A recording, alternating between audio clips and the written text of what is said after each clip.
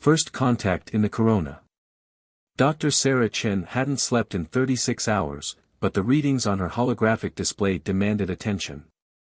The Solar Dynamics Observatory's data showed impossible patterns forming in the sun's corona, perfect geometric shapes that defied natural formation. Running Diagnosis Protocol 7 again, she muttered, fingers dancing across the haptic interface. The Harvard-MIT Solar Research Station's AI confirmed what she already knew: the equipment was functioning perfectly. These hexagonal energy patterns were real. Sarah zoomed in on the largest formation, a crystalline structure spanning twice the size of Earth, somehow maintaining its shape despite the corona's million-degree plasma storms. 10 years of studying solar physics had taught her one absolute truth: nothing in the sun's atmosphere formed perfect patterns. Nothing natural, anyway. Her tablet chimed. The Japanese Space Agency's observatory had just confirmed the same readings. Then the European Space Agency. Then China's new solar telescope array. Within minutes, every major solar observatory on Earth was reporting the same phenomenon. Dr. Chen. The station's AI spoke with unusual urgency. The patterns are multiplying. Energy extraction rates have increased by 2,000% in the last hour. Sarah's hands trembled as she pulled up the thermal imaging. Massive amounts of coronal plasma were being siphoned into the geometric collectors, processed through channels that seemed to ignore the laws of thermodynamics. The technology required to handle such energy levels was centuries beyond humanity's capabilities. Send emergency alerts to NASA, ESA, and the International Space Council, she ordered. And get me Dr. Patel at the Arecibo Observatory. If anyone's stealing energy from our star, they must be communicating somehow. Before the AI could respond, every screen in the station flickered simultaneously. The geometric patterns in the corona shifted, forming new configurations that pulsed with alien precision. A deep thrumming vibrated through the station's structure. Sarah's breath caught in her throat as a new hologram materialized in the center of her lab. The figure stood 3 meters tall, its form composed of shifting planes of crystalline light that mimicked humanoid shape while remaining utterly alien. "Greetings, observer," it said, its voice resonating from every speaker in perfect synchronization. "I am Nexus 7, representative of the Zarthan Collective. We apologize for beginning our harvesting operations without formal contact. Your species' ability to detect our collectors is unexpected." Sarah straightened her back, heart pounding but voice steady. "I'm Dr. Sarah Chen, solar physicist. You're extracting massive amounts of energy from our star without permission." "Why?" The crystalline being's form rippled with what might have been amusement. "Permission? Your species can barely survive within 1,000,000 kilometers of your star's surface. The Zarthan Collective has harvested the energy of 1,000 suns. We have mastered stellar engineering while your civilization still burns fossil fuels. Then you should understand better than anyone how delicate stellar dynamics are," Sarah countered, pulling up her latest calculations. "These energy patterns you're creating, they're generating standing waves in the corona's magnetic field. You're destabilizing Dash." "Your concern is noted but unnecessary," Nexus 7 interrupted. "Our collectors are designed to maintain stellar stability. We chose your star precisely because our models show it to be predictable and manageable." Sarah felt a chill despite the station's careful climate control. "Predictable? Our sun goes through regular cycles of massive solar flares and coronal mass ejections. One major flare could dash." "Dr. Chen," the alien's tone grew sharp, "your primitive understanding of solar physics is charming, but the Zarthan Collective has forgotten more about stellar engineering than humanity will learn in a millennium. The collectors stay." As if to emphasize the point, new geometric patterns blossomed across the corona's surface. Sarah watched in horror as her instruments recorded dangerous oscillations in the solar magnetic field, oscillations the aliens either couldn't detect or chose to ignore. She had to make them understand. Humanity's star wasn't just another power source to be casually tapped. It was a wild, temperamental fusion reactor that had shaped life on Earth for billions of years. And now, thanks to alien arrogance, it was becoming a ticking bomb. The question was, could she prove it before their harvesting triggered a catastrophic solar event? And if she did prove it, would these beings who casually reshaped stars even care about the fate of one primitive species? Sarah began furiously compiling data, knowing that somewhere in the numbers lay humanity's best hope for survival. The race against time had begun, and the stakes couldn't be higher. The hidden cost. The United Nations Security Council chamber had never been so crowded. World leaders and top scientists packed the room as Dr. Sarah Chen's hologram dominated the center stage, her data projections painting a grim picture of the sun's deteriorating condition. The Zarthan collectors aren't just harvesting energy, she explained, highlighting the chaotic magnetic field patterns. They're creating resonance cascades throughout the corona. Think of it like pushing a child on a swing, each push adds energy to the system. Except in this case, they're pushing with the force of 1,000 nuclear bombs, and the swing is our star. General Diana Martinez of the UN Space Command leaned forward. How long until critical failure? Sarah manipulated the hologram, showing a simulation of the sun's magnetic field lines twisting like angry serpents. At current harvesting rates? 2 weeks, maybe less. When the magnetic field destabilizes enough, it'll trigger a super flare that makes the Carrington event look like a spark from a campfire. The chamber erupted in multilingual chaos. Everyone understood the reference. The 1859 Carrington event had set telegraph stations on fire and created auroras visible in Cuba. A super flare would fry every electronic device on Earth's sun-facing side. The Zarthans dismiss our concerns, the Chinese ambassador stated. They claim their models show no risk. Their models are wrong, Sarah countered. They've never harvested a star like ours before. All their experience comes from older, more stable stars. Our sun is young, volatile, like trying to extract fuel from an active volcano instead of a dormant one. The room's main display flickered, and everyone tensed. Since first contact 3 days ago, they'd grown used to the Zarthan's habit of appearing unannounced. But instead of a crystalline alien figure, the screen showed new data from the Solar Dynamics Observatory. Another collector array just activated, Sarah reported, her voice tight. They're accelerating the harvest. Dr. James Wilson, Sarah's colleague from MIT, spoke up from the back of the room. We've detected unusual quantum signatures from the collectors. They're not just taking energy, they're storing it in some kind of dimensional pocket. The amount they've accumulated could power Earth for a century. But why? The Russian president's question hung in the air. Why risk destroying a star for quick energy? Sarah had been asking herself the same question.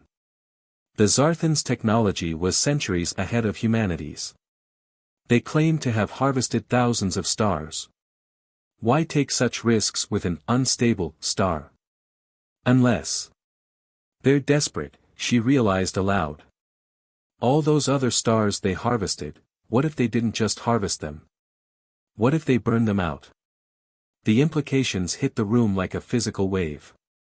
A species that consumed stars like batteries, moving from one to the next, leaving dead suns in their wake.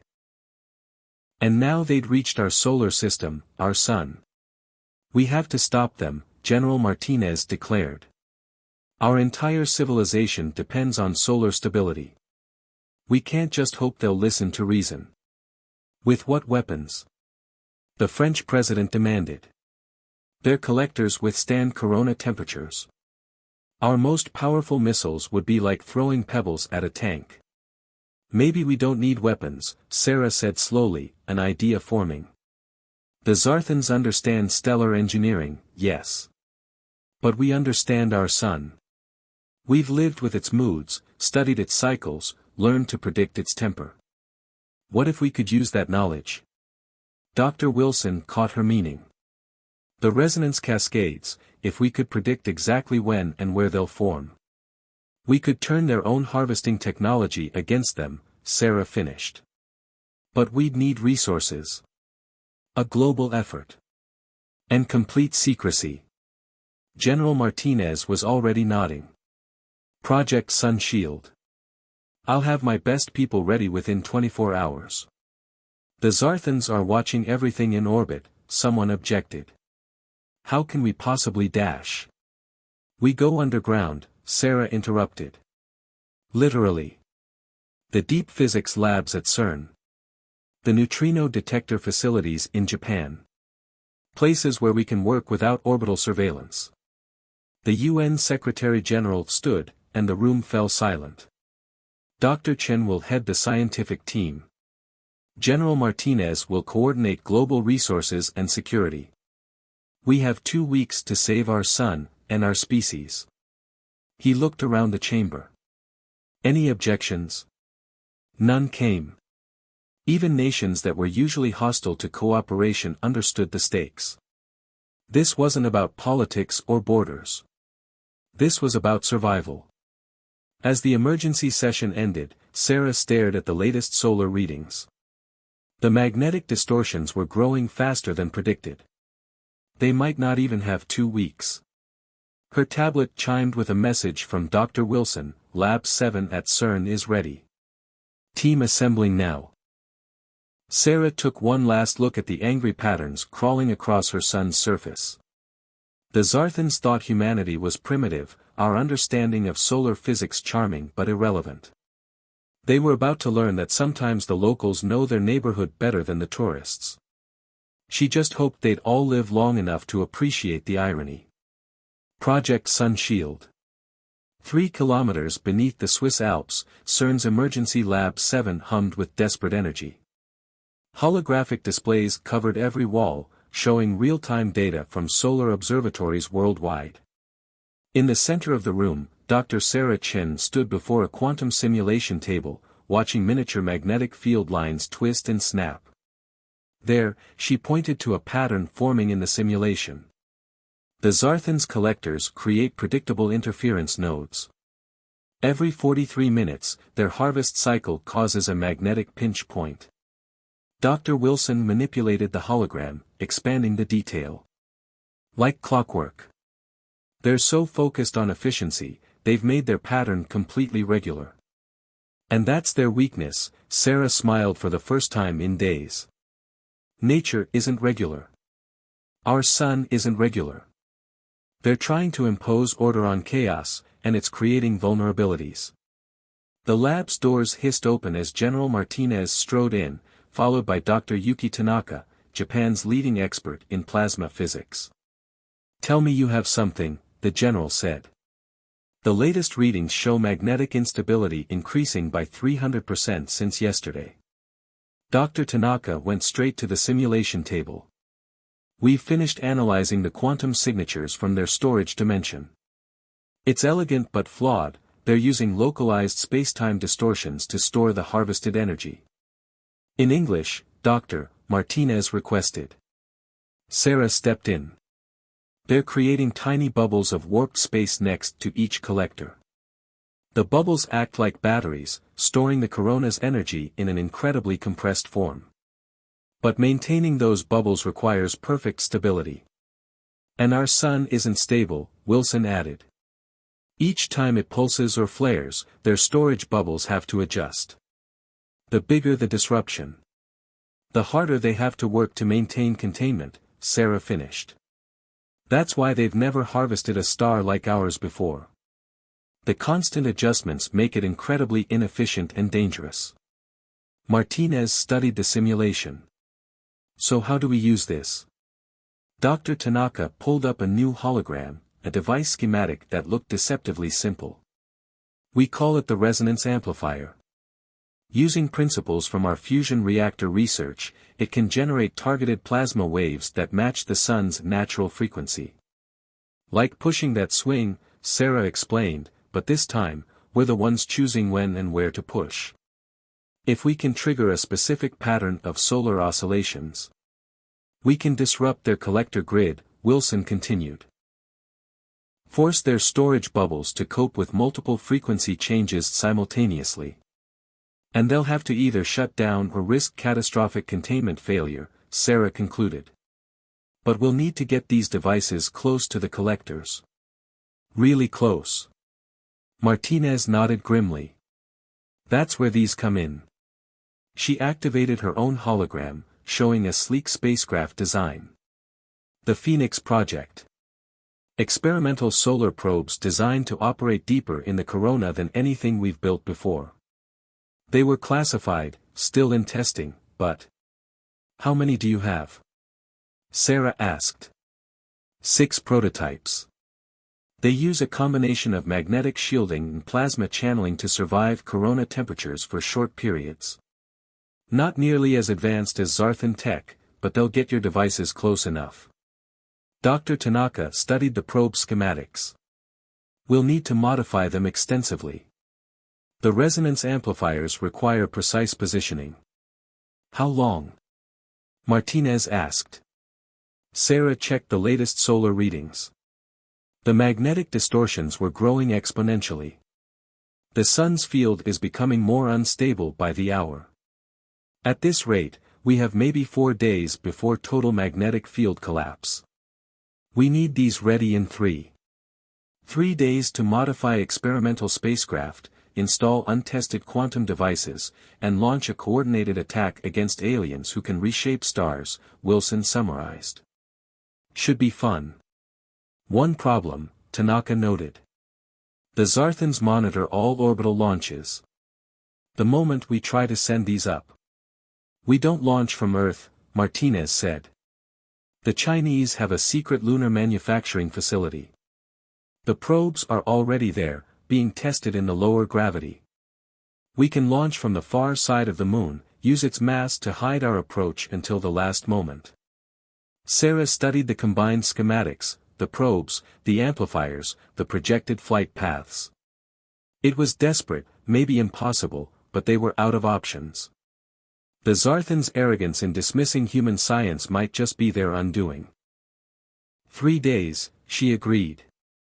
We'll need teams working round the clock. And we'll need to coordinate with every major solar observatory to track the magnetic field fluctuations. One mistake in timing. I'll handle logistics, Martinez assured her. Just make it work. As the others began detailed planning, Sarah stared at the live feed of their sun. The beautiful, violent, utterly unpredictable star that had given birth to their civilization. The Zarthans saw it as just another power source to be drained. They were about to learn why humans had thrived under its light for so long. Sometimes the most primitive understanding was also the most profound. Solar warfare. The Lunar Command Center was carved deep into the far side of the moon, hidden from both Earth and the Zarthans' watchful eyes. Dr. Sarah Chen stood before the massive holographic display, watching 6 tiny dots representing the Phoenix probes as they prepared for launch. Final diagnostic checks complete, Dr. Wilson reported from his station. Resonance amplifiers are stable. Anti-detection measures active. Launch window opens in 3 minutes, General Martinez announced. The sun's magnetic field is reaching critical instability. We get one shot at this. The room fell silent except for the soft hum of quantum computers. Sarah studied the latest solar readings. The Zarthan collectors had grown more aggressive in the past hours, their geometric patterns now covering nearly 15% of the corona's surface. They know, she realized aloud. They've detected the increasing instability. They're trying to harvest as much as they can before the field collapses. Then we launch now, Martinez decided.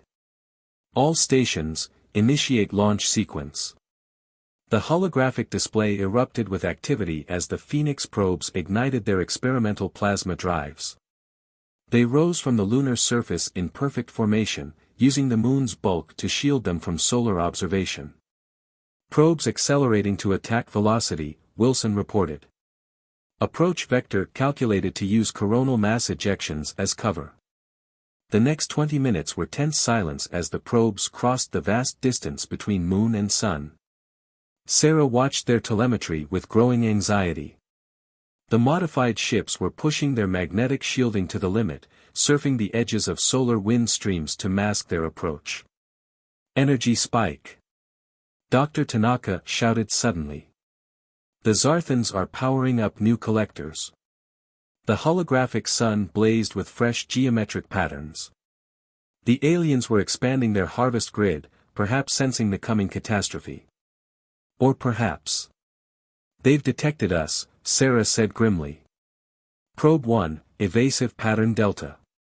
The lead probe swerved just as a beam of concentrated plasma lanced through its previous position. The Zarthans were now actively targeting them. Probes 2 and 3, break formation. Martinez ordered. Draw their fire. The Phoenix ships scattered, their paths weaving through the corona's roiling plasma like silver fish through burning water. Each carried a resonance amplifier, and they needed at least 3 devices in position for the plan to work. Probe 4 is hit. Wilson reported. Shielding failing, wait, it's still functional. Captain Rodriguez is keeping it on course. Sarah quickly recalculated. We don't need perfect positioning. The sun's own instability will amplify the effect. If we can get any 3 probes within range. A new hologram materialized in the center of the command center, the crystalline form of Nexus 7. This is a futile gesture, the Zarthan announced. Your primitive vessels cannot hope to interfere with our collectors. Maybe not, Sarah responded, not taking her eyes off the tactical display. But we understand something you don't. Your species can barely grasp basic stellar physics, Nexus 7 scoffed. What could you possibly dash? Probes in position. Wilson interrupted. Resonance amplifiers at full power. Now. Sarah commanded. 3 of the Phoenix probes, positioned at precise points around the largest collector array, activated their devices simultaneously. The resonance amplifiers pulsed in perfect harmony with the sun's natural magnetic frequency. At first, nothing seemed to happen. Then. Magnetic field oscillation increasing exponentially, Tanaka reported, excitement breaking through his usual calm. The collectors are trying to compensate, but the frequency matches their harvest cycle exactly. The Zarthan hologram flickered. What have you done? Sarah finally turned to face the alien. We've lived with this star for millions of years. Evolved under its light. Learned its moods, its rhythms. You see it as a power source. We know it's alive, wild, unpredictable, and dangerous. And right now, it's dancing to our tune. The tactical display showed the effects rippling through the corona. The resonance amplifiers weren't attacking the collectors directly, they were working with the sun's own magnetic field, amplifying its natural instabilities in precise patterns. Storage bubble containment at 60% and falling, Wilson called out. 40%. 30%. Shut down your collectors, Sarah demanded. Or the containment fields will collapse. All that energy you've harvested will release at once. You wouldn't dare, Nexus 7's form pulsed with what might have been fear. The feedback loop would trigger a massive solar flare. Better than letting you drain our star until it dies, Martinez stated. We've evacuated the sun-facing side of Earth. Have you evacuated your collector crews? The Zarthan's crystalline form shimmered with rapid color changes. Storage containment at 15%, Wilson reported. Cascading failures beginning in the primary collector array. Last chance, Sarah offered. Shut it down. For a moment, the alien's form seemed to grow, filling the command center with shifting light. Then, abruptly, it vanished. Across the tactical display, the geometric patterns in the corona began to fade. They're powering down the collectors, Tanaka confirmed. Energy harvest suspended, storage bubbles stabilizing, they're withdrawing. A cheer went up from the command crew, but Sarah kept her eyes on the readings. The sun's magnetic field was still dangerously unstable. Get the probes back, she ordered. And maintain resonance amplifier standby. This isn't over.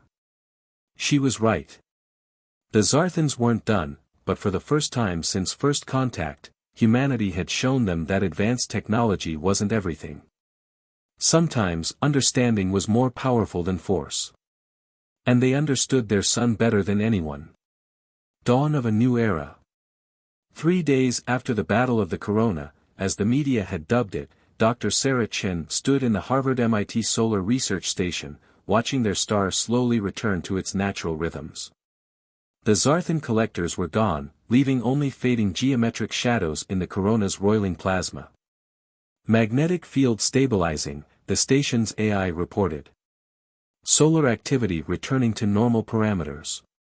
Define normal, Dr. Wilson quipped from his workstation. Our sun hasn't been normal since we first spotted those collectors. That's because we're looking more closely now, Sarah replied, studying the new patterns they discovered during the crisis. We understood our star before, but this has taught us so much more. The station's alert system chimed. Multiple quantum signatures detected, the AI announced. Zarthan vessels approaching. This time, they weren't caught off guard. The Phoenix probes, now permanently stationed at strategic points around the sun, powered up their resonance amplifiers in warning.